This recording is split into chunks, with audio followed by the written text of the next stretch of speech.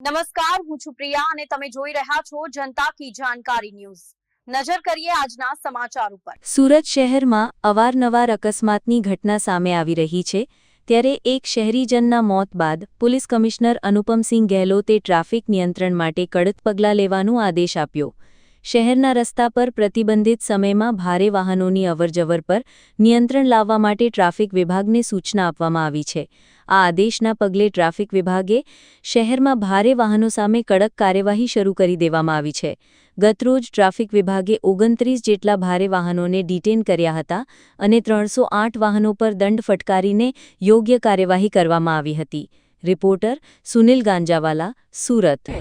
સુરત શહેરના police commissioner Shri Anupamsinh Gehlot સરને ખાસ સૂચના કરેલી કે સુરત શહેરમાં પ્રતિબંધિત સમય દરમિયાન જે ભારે વ્હીકલ, હેવી વ્હીકલ જે એન્ટર થતા હોય છે અને એના લીધે જે ફેટલ જેવા અકસ્માતો બનતા હોય છે એ નિવારવા માટે તમામ આવા વ્હીકલોને અમે ડિટેન કરીએ છીએ અને જે જાહેરનામા ભંગ બદલ બીએનએસની કલમ મુજબ એના વિરુદ્ધ એફઆઈઆર દાખલ કરી કાયદેસરની હાલ કાર્યવાહી કરવામાં ચાલુ છે।